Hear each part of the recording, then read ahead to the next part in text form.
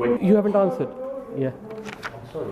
I agree with the person who said it's about putting pressure from Europe and ensuring that we lift the sanctions and withdraw the power from Israel, because we need Europe to stop talking about power, but think more about people, and for that it's to get Europe to work together to starve Israel, to force them to lift the sanctions. Thank you. Thanks very much. Yeah. I think just before I move on to the next question, I'm slightly disappointed because I think we asked a particular question: are you going to stop the arms trade with Israel? We did not get the answer back. We got what questions we should have been asking, which is slightly different, or what other things we should. But so I think that needs to be taken notice by the candidates. I'll move on to the second question, and that's going to be by Brian Sheridan.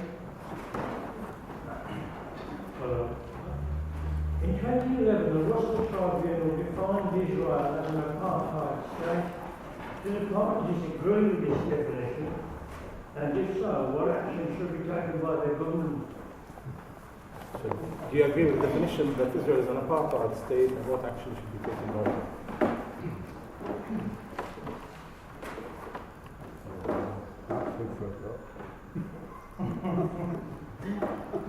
I don't think that's necessarily for me to say. It's for people who have a much more vivid first-hand experience of life in Israel or in Palestine to make that analogy. It's a strong analogy. It may hold, it may not. I'm not one to judge. I'd agree that Israel is oppressive in its treatment of Palestine. Its use of force is disproportionate. What the region needs, as we in the Green Party see it, is a two-state solution which looks to both the security of Israel but also to the economic viability of the Palestinian state, that allows them the security of their own state and the freedom from Israel.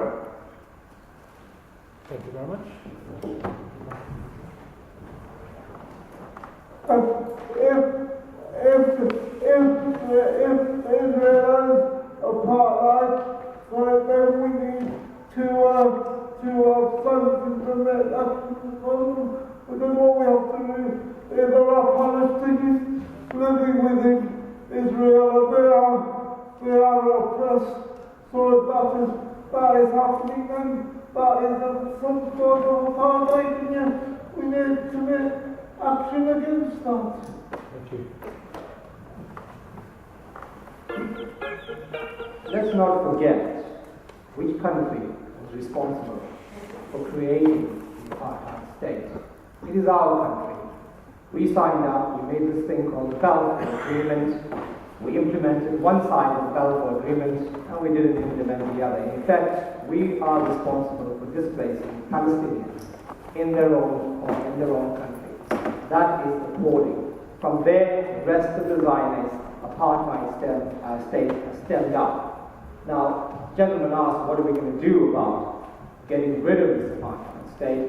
It is not as easy as just asking a question because of the situation we find ourselves in today. They have evolved into something which is atrocious, which is basically doesn't give a damn about the rule of law. My friend John Hemming says that we should continue to use the EU trade agreement. The Israelis don't care about your trade agreement. They never have, they never bloody will.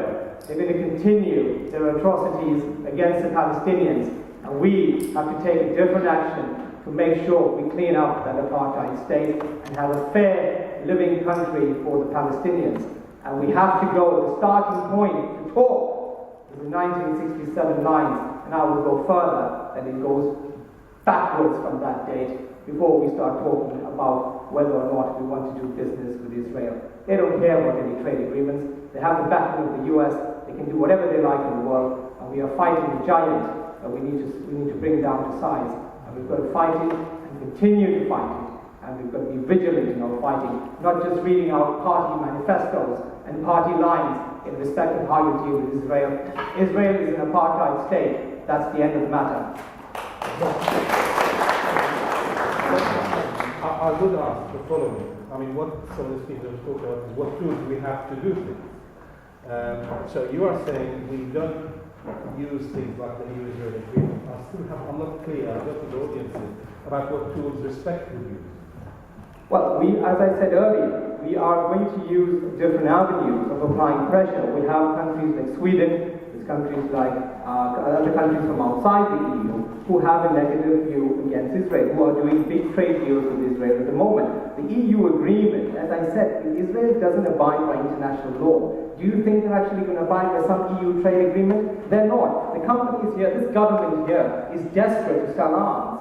They're desperate to move the arms. They will sell it whether there's an agreement or not. That we must not forget. They will sell the arms via another source, but they will get the arms to Israel because they have been supporting that trade agreement throughout. For them, it's money. For them, the killing of the Palestinians is out for sale, and that's why it stands at the moment.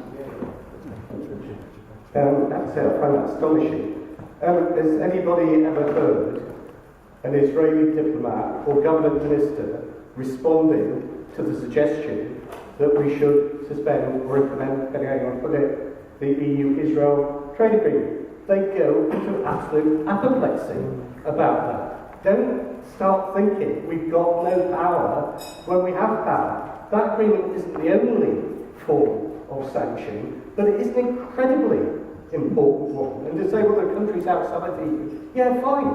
But, we operate inside the EU, and we can and we should use that. Don't disempower us before, we've even started on this. Now, going back to the question, there was a former speaker of the Israeli Knesset, a guy called Abraham Berg, who said a while ago that Israel has got the choice.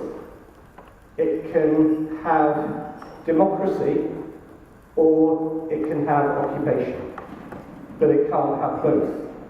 And the reason for that is very clear, that actually if Israel sees itself as a homeland for the Jews, and in some ways as a Jewish state, then the idea of a Jewish majority is pretty central to that. Now that raises all sorts of issues about how you can have a state that assumes a particular ethnic or religious power. But to a lot of Jews, a lot of Israelis, that's important. What Berg was saying is very clear. The population of the non-Jewish minority in Israel is growing. But actually, if you add in those in the West Bank, then actually Jews become a minority. Now, that's where he said, if it's going to be democracy, it can't have an occupation. Now, the reason that's important now is because of what Netanyahu said in the Israeli general election, where he effectively ruled out a sovereign Palestinian state.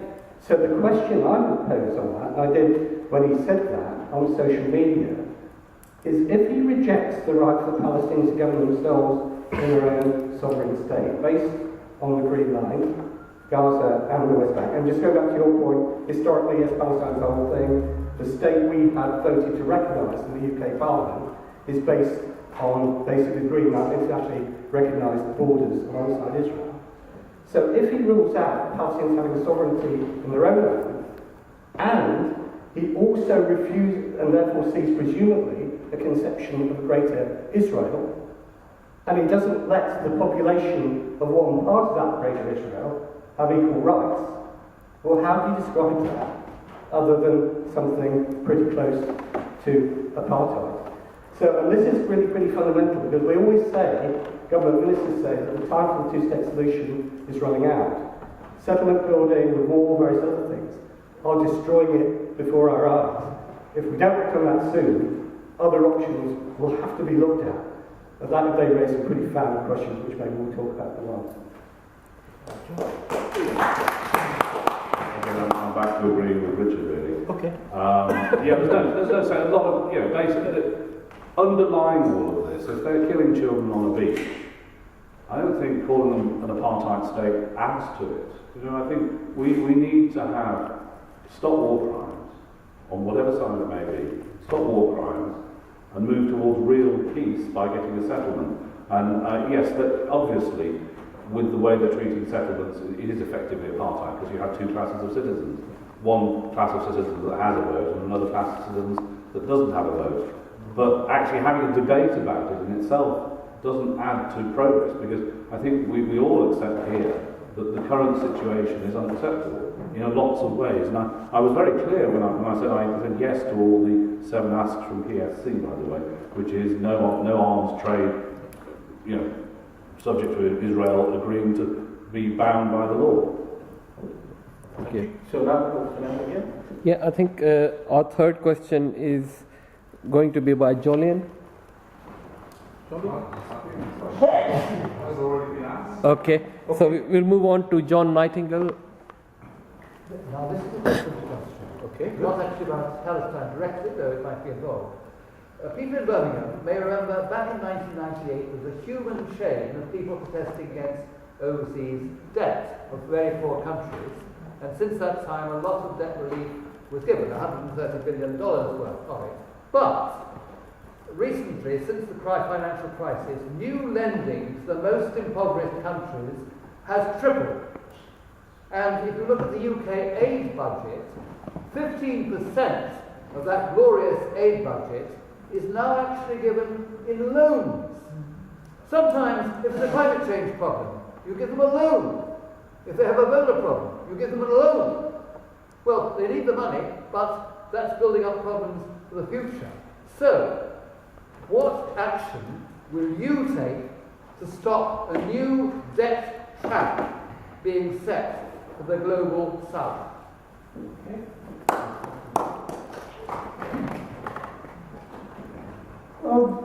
I've quite a difficult question, and I must admit I'm not really know the answer to that. For me, it's not about giving people who can't still transfer loans, so don't give them loans if they can't pay them back. It just increases the problem. So for me, it's obvious that you give grants rather than loans, because you're just building up the pressure, as you said, on people. So stop giving loans to people who can't pay them back. Thank you. Richard. It's the first thing to say is in relation to our development budget. I'm really proud that Britain has not only reached but is written down to law the commitment to 0.7%. I think that's excellent. The whole question is how that is dispersed and how that links to development, because aid is not quite the same as development. They're linked, but they're not the same thing. The loans grant thing, it kind of depends to me. If actually you are giving countries unsustainable loans, then that undermines the whole thing that was done, the Jubilee Debt campaign, that was on that chain as well. But there are other situations where that isn't the case. We have, in relation to India, for example, are ending the granting program there. But actually, I think it's important that we develop a system in India. But often loan-based thing is precisely the way to do that, partly because of India's economic situation. So I think it is horses for courses on that. The other thing I would say is that whilst aid is important, increasingly we need to be talking about trade justice in a much, much more comprehensive way, about altering the relationship north-south there, and that also there's a real issue around tax justice around that. That's why I'm really pleased that part of our manifesto is to say there needs to be an awful lot more transparency. Companies, multinational companies, should publish country-by-country reporting of where they pay tax, where they don't pay tax, whether they transfer price and the rest of it, because these things can have an absolutely profound effect, not on the aid we give, loans or grants, but on the capacity of developing countries to do what we really want them to do, is to develop themselves, to do things their own people want to do, and to trade with full members of the international community. Thank you. John. Yeah, obviously creditors always have a responsibility if you're going to give a loan to make sure the circumstances are appropriate. Now, I don't know enough about the details of the loans as to whether, say, they're appropriate or not, but what we shouldn't do is create another cycle. What has been done is that there's been a lot of debt for forbearance. I was also in the chain around Birmingham in 1998, So progress has been made, and we best not go backwards, basically. But I wasn't in the chain in 1998, so I was 9 years old at the time. Well, in terms of debt, what we do, the other candidates are quite right to say that we shouldn't be, perpetuating the problem, giving out debts to countries that can never afford or never hope to pay them back. We look to not do that, and to look towards interest forgiveness for other countries in that position. In terms of aid, increase the aid budget to 1% of GDP. Richard's very right to bring this on to trade, because the way the current global economic system is set up is designed to serve the interests of the richer countries, not the poorer ones. That's always going to stymie development. That's always going to leave countries in a trap that they can't get out of, just in the same way that unsustainable loans will. Thank you very much. The old saying is, love of money is the root of all evil. When it comes to money, I think that the IMF and the World Bank are there to give loans. If we are going to give aid, it should be aid. We are not in a position to loan poorer countries money, and we should be responsible for that. We should not be saying that we're going to give you a loan. We know that we're going to pay that back. But what we also have to monitor is, where does that money go to? There are so many desperate governments out there, public governments, where the money never reaches the projects it's meant to be. There are some fantastic organizations out there in the world who are working in the countries, trying their very best. They don't have the money. So where is the money actually going? When we give a loan to a government, the people that end up responsible for paying that loan back, which never gets paid, they're continuously in debt. Then the next country doesn't want to lend them more money because they never paid the first country. It's a vicious cycle of lending money. The money that we give has got to be in aid. This country has got to be proud of its history of giving money in aid to those countries in need. We've done it for hundreds of years, and we continue. There's an appeal tomorrow for a crisis in Africa. I tell you now, this country would blaze on TV in 2 nights, £20 million.